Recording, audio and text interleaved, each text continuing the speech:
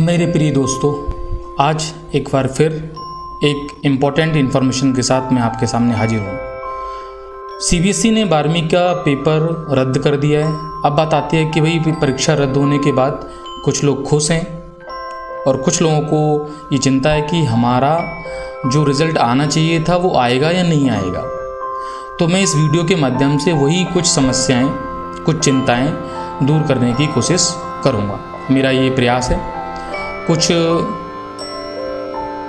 Informations में हो सकता है कि मुझसे त्रुटि हो जाए, तो उसके लिए माफ़ी चाहूँगा। जो मेरे हिसाब से या फिर मेरे इन्फॉर्मेशन क्राइटेरिया से जो इन्फॉर्मेशन है वो मैं आपको देने की कोशिश कर रहा हूँ। ठीक है, आगे चलते हैं हम लोग। इम्पोर्टेंट बात है कि भाई पेपर जो है वो कैंसिल हो गया है, पहली बात ये पता ही है।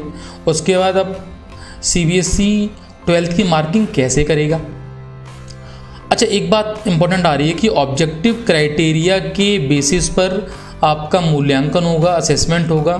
तो ये ऑब्जेक्टिव क्राइटेरिया बेसिकली है क्या? क्या कोई ऑब्जेक्टिव एग्ज़ाम होगा, है ना? तो इस चीज़ को हम क्लियर करेंगे। और एक इम्पॉर्टेंट बात आती है, रेफरेंस ईयर पॉलिसी क्या है। रेफरेंस ईयर पॉलिसी एक्चुअली यही वो पॉलिसी है जो स्कूलों को बाउंड करेगी।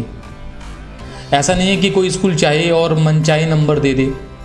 बहुत से स्कूल यदि ऐसा कह रहे हो पेरेंट्स से कि आप अपने बच्चे को कितने भी नंबर दिलवा सकते हो, ये हमारे पास फैसिलिटी है, तो ऐसा भी नहीं है ना? तो स्टूडेंट्स का कहाँ कहाँ फ़ायदा है, कहाँ नुकसान है। जो बच्चे खुश हो रहे हैं उनको भी खुश होने की कितनी ज़रूरत है। क्या उनके मार्क्स उतने आ जाएंगे जितने वो सोच रहे थे? इसी बात का डिस्कशन हम लोग इस वीडियो में करने जा रहे हैं। ठीक है, तो जैसा हमें पता है कि सीबीएसई ने पेपर तो रद्द कर दिया और अब हम लोग परेशान हैं। तो ये इन्फॉर्मेशन इसी बात को इंडिकेट कर रही है कि अब होगा क्या, है ना? और जो सीबीएसई की नई मार्किंग स्कीम है, उस मार्किंग स्कीम को लेके ही मेन समस्या आ रही है कि मार्किंग स्कीम का क्राइटेरिया क्या रखेंगे, ऑब्जेक्टिव क्राइटेरिया क्या रखेंगे। क्योंकि अभी हम लोगों ने देखा था कि कुछ दिनों पहले 10वीं का रिज़ल्ट जो पेपर थे वो कैंसिल हुए। फिर 10वीं के पेपर कैंसिल होने के बाद उन्होंने एक अपनी टीम बनाई। टीम बनाने के बाद ये देखा कि भाई 10वीं का जो ऑब्जेक्टिव असेसमेंट है वो किस बेसिस पे कर रहे हैं, उसका सारा प्रोसीजर चल रहा है और स्कूल सारे उस प्रयास में लगे हुए हैं। अब ये objective criteria, reference year policies, यही कुछ लोगों के दिमाग में बैठी हुई हैं कि भाई इनका सॉल्यूशन है क्या। कैसे सीबीएसई इस बात को टेकल करेगी कि भाई उसका जो स्टूडेंट्स है उसके साथ जजमेंट सही हो रहा है कि नहीं हो रहा है। और इम्पोर्टेंट बात वहीं आके फंस जाती है कि ये ऑब्जेक्टिव क्राइटेरिया है क्या। तो एक्चुअली होगा क्या, जितना मैक्सिमम एस्पेक्ट्स है वो सारा का सारा स्कूल के पास ही है। स्कूल की इम्पोर्टेंस बहुत ज़्यादा है। आप यहाँ से देखें, स्कूल के जो इंटरनल असेसमेंट वाले मार्क्स थे, अब बच्चे उन एग्ज़ाम्स को कैसे लेते थे लाइटली कि ठीक है भाई हम चले जाएंगे स्कूल, मतलब जो भी इंटरनल एग्ज़ाम है। कुछ बच्चों ने पेपर देते हैं, नहीं देते हैं।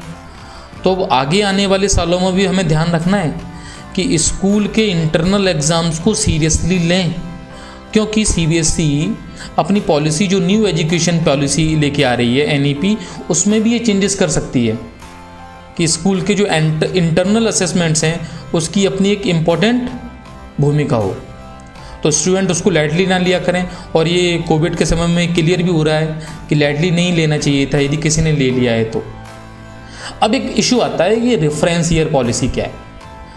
ये जो रेफरेंस ईयर पॉलिसी है ना, इस पर थोड़ा सा बात मैं करना चाह रहा था। एक्चुअली होगा क्या, सपोज़ कोई स्कूल है, उसके 3 ईयर सेलेक्ट किए जाएंगे। सपोज़ 1, 2, 3 ईयर्स कोई ले लिए गए। अब इन ईयर्स में जो बेस्ट परफॉर्मेंस का ईयर है उससे ज़्यादा मार्क्स आप नहीं दे सकते। इस बात को यहाँ लिखा भी है कि पिछले 3 साल में से किसी एक में जो बेस्ट परफॉर्म का साल होगा उसको रेफरेंस ईयर बनाएंगे और स्कूल अपने किसी भी स्टूडेंट को उस रेफरेंस ईयर के दायरे से ज़्यादा मार्क्स नहीं दे सकेंगे। यानी जो बच्चे ये सोचें कि यार हमारा जो दिमाग है, हम जो हैं, हम तो अपने आप में यूनिक हैं, तो हमारी जो कंपैरिजन है, हमारी तुलना है, वो पीछे क्यों की जा रही है। तो यहाँ पर ज़रूर एक बच्चा आके कह सकता है। लेकिन सीबीएसई, उसके लिए भी सीबीएसई ने सॉल्यूशन निकाल के रखा है। सीबीएसई ने बोला है कि यदि किसी बच्चे को ऐसा लगता है कि भाई नहीं, हम सीबीएसई के रिजल्ट से सेटिस्फाइड नहीं हैं, तो सीबीएसई कह रहा है कि आप दोबारा पेपर दो, जब कोविड की जो कंडीशन है वो हट जाएगी तो आप दोबारा पेपर दे सकते हो। अच्छा, स्कूल की डिटेल कैसे ली जाएगी, उसके लिए एक फॉर्म अनेक्सर मैंने सीबीएसई की साइट से लिया है, तो उसको हम लोग देख सकते हैं। इसमें क्या होगा कि आपके जो स्कूल डिटेल आएंगी वो जैसे स्कूल नेम विद एड्रेस वगैरह ये सब आ जाएगा, स्कूल कोड।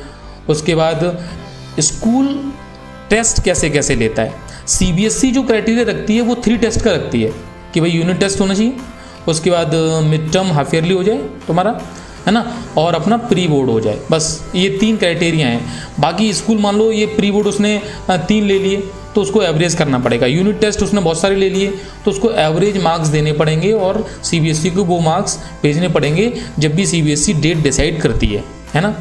तो जी ये यहाँ पर उस केस में है जब हम लोग ज़्यादा एग्ज़ाम्स लेते हैं। बहुत सारे स्कूल्स में ऐसा होता है, ज़्यादा एग्ज़ाम दिए जाते हैं, तो उनके लिए भी सॉल्यूशन है। अच्छा, कुछ स्कूल ऐसे हैं जिनके एग्ज़ाम क्राइटेरिया कुछ अलग हैं, तो उनके लिए भी सीबीएसई ने इस एनेक्सर में DEF कॉलम बना रखे हैं। लेकिन मुझे लगा कि मेरे स्टूडेंट्स के लिए इन्फॉर्मेशन जो एनेक्सर्स थे, जो पार्ट्स थे, वो मैं निकाल के यहाँ लेके आया हूँ। ठीक है, एक एग्जाम्पल और मुझे बहुत अच्छा लगा, उस एग्जाम्पल को सुनिए।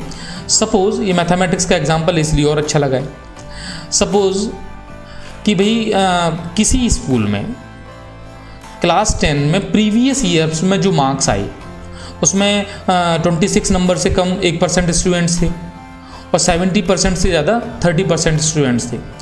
तो पता है रेफरेंस ईयर जो बनेगा ना, रेफरेंस ईयर एक अच्छा ईयर होगा, उस ईयर के क्राइटेरिया से ही स्कूल अपने बच्चों के मार्क्स सीबीएसई भेज सकेगा। मीन्स स्कूल बहुत ज़्यादा मनमानी कर ले ऐसा भी नहीं है। तो बहुत सारे पेरेंट्स ऐसे ना परेशान हो कि भाई सब कुछ स्कूल के हाथ में ही है। हाँ, ये ज़रूर है कि मैं इतना ज़रूर कहूँगा और बच्चों के लिए ये बहुत अच्छी बात है कि स्कूल के इंटरनल एग्ज़ाम्स को सीरियसली लें। और ये कोविड ने सिखा भी दिया कि हमें इस चीज़ को सीरियसली लेना चाहिए। और यदि बेटा वो सीरियसली तुम लोगे तो आप समझ सकते हो कि हम यदि उस एग्ज़ाम को सीरियसली लेते हैं तो हम फाइनल एग्ज़ाम को ही सीरियसली लेंगे और ओवरऑल हम दुनिया में लाइफ में आने वाले हर एग्ज़ाम को, जीवन भी एक एग्ज़ाम है ना, उसको भी सीरियसली लेंगे। तो इसमें होगा क्या, जैसे सपोज़ 2020 में स्कूल में ये मार्क्स मिले और मैथमेटिक्स में मार्क्स गए 62। अब इस पॉलिसी में अब क्या कर सकते हैं, जैसे मान लो किसी स्कूल में 200 स्टूडेंट्स हैं तो उसके लिए भी उन्होंने एक एग्जांपल दे रखा है कि सपोज़ 200 स्टूडेंट्स वाली ये नंबर ऑफ़ स्टूडेंट्स जो हैं, सॉरी यहाँ देखते हैं, नंबर ऑफ़ स्टूडेंट्स यदि गिवन है 200, तो 200 के करस्पॉन्डिंग जो 1% निकाला वो 2 स्टूडेंट्स किस क्राइटेरिया में रखने हैं, 26 से नीचे रखने हैं।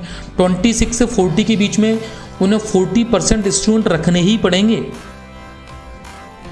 ये बात समझिए आप, मतलब बहुत लोग खुश हो जाएं कि नहीं हमारे तो अब सीधे मार्क्स 70% की कैटेगरी में ही आएंगे क्योंकि हम बहुत अच्छे स्टूडेंट्स हैं, हम शुरू से ही बहुत अच्छे रहे हैं। तो एक बात बता दें बेटा, तुम लोगों ने जो इंटरनल एग्ज़ाम दिए हैं ना, दैट एग्ज़ाम विल मैटर, वो मैटर करेंगे। तो बहुत से लोग जो खुशियों में लड्डू बांट रहे हैं तो लड्डू बचा के रखें, है ना। और हाँ, लड्डू बांटने का, अब ये तुम सोचो कि सिर्फ हम पास होने के लिए सर पढ़ रहे थे, बस पास हो जाएं, और हम इंटरनल हमने जैसे दिए वो तो भगवान मालिक है। बच्चे कहते भी रहते थे कि सर देखो एग्ज़ाम में जब फाइनल एग्ज़ाम होगा ना तब नंबर बहुत अच्छे आएंगे सर, अभी तो पता नहीं इंटरनल में क्या जो होता है। अब इंटरनल में जो हो जाता है ना वही यहाँ होगा।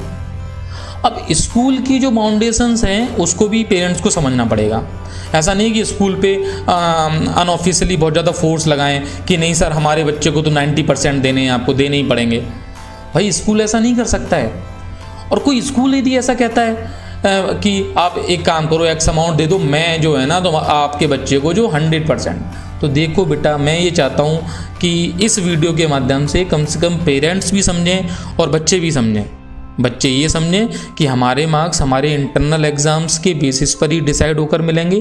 कुछ बच्चों का लॉस हो सकता है, जिन बच्चों का लॉस होगा उनके लिए सीबीएसई ने क्राइटेरिया रखा हुआ है, वो चाहें तो सीबीएसई में दोबारा पेपर दे सकते हैं after the COVID situation normalised. तो मेरा जो मेन इसका मोटिव था इस पूरे सेटअप का, फाइनली यहाँ पर उसने बताया है कि आप 2% ±2 कर सकते हैं, इतना काम कर सकते हैं, और जो अपनी रेफरेंस ईयर है उससे ज़्यादा मार्क्स नहीं दे सकते हैं। और बाकी इन्फॉर्मेशन आप यहाँ पढ़ भी सकते हैं, CBSE की साइट से मैंने लिया हुआ है, तो आप वहाँ जाके भी दे सकते हैं। अच्छा, ये 10th का जो सेटअप था उसके बेसिस पर मैंने रिज़ल्ट निकाला है। 12th वाला भी आएगा एज सुन एज़ पॉसिबल, तो उसको भी मैं सोचूंगा एक बार पोस्ट करूं। तो मैं जो चाह रहा था कि मुझसे जुड़े हुए बच्चे इस चीज़ को समझें, और मेन इम्पोर्टेंट बात कि अपने 12th के रिज़ल्ट को डिसाइड करने के बाद आगे की प्रिपरेशन पर ध्यान दें, क्योंकि बेटा मार्क्स बहुत इम्पोर्टेंट है, लेकिन मैं ये कहूँ कि कॉम्पिटिटिव एग्ज़ाम क्वालिफाई करना ज़्यादा इम्पोर्टेंट है। तो पेरेंट्स से भी रिक्वेस्ट है वो अपने बच्चों पर ध्यान दें, बच्चों के मार्क्स को देखें, समझें, स्कूल को फोर्स ना करें, स्कूल वाले भी ध्यान दें, पेरेंट्स को गुमराह ना करें। तो ये सब मेरी विनती है, रिक्वेस्ट है। इसी के साथ नमस्कार, जय हिंद।